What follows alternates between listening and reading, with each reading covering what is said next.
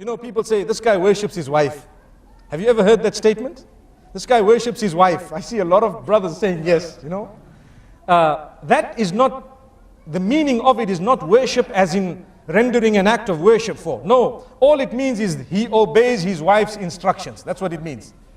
And I can give you on a lighter note, and I really like this because it plugs in. We're all human beings and we like a little bit of, you know, humor sometimes. They say there was a king and he called all his subjects, the males, and he says, anyone who is ruled by his wife, come in this line.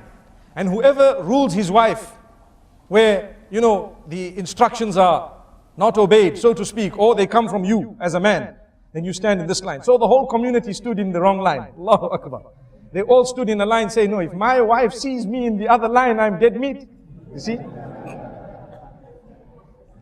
So what happened is, they all got one egg each, an egg. They were given one egg. And there was one man who stood in the line. I'm the man. You know, in the house, I'm the man. So the king was so happy, at least amongst my subjects, there is one man who has such greatness, you know, meaning he has the quality, ar-rujula, you know, he's a man, you know. So now the king gave him a horse, brown horse. And in fact, the king told him, choose from the horses you want. So he chose the brown one and left the black one. And he rode home, galloping away. Everyone else went home with one egg.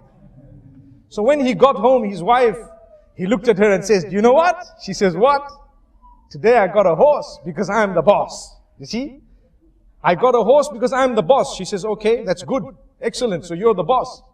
So he says, you know, I was told to choose from 3 horses. There was a white one, a black one, and this brown one that I've actually come with. This was the best one. She says, wow, you look great in it. You look great in this horse, but you'd look greater in the black one. He says, well, not a problem. I had a choice. I can go back and get the black one. So he goes back galloping to the castle.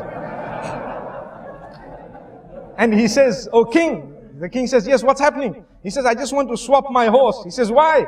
When I went home, my wife told me that you'd look better in the black horse. The king says, no problem. He took the horse and gave him one egg. Allahu Akbar.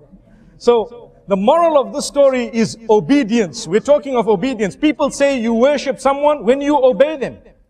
You know, people say this man worships his wife because he obeys. Wallahi, we don't even understand that the example of Allah is higher. We can never ever equate Allah with any human being. But we need to know that ibadah of Allah subhanahu wa ta'ala is also connected to obeying His instructions. And Allah will not tell you to do something that is detrimental for you. He won't.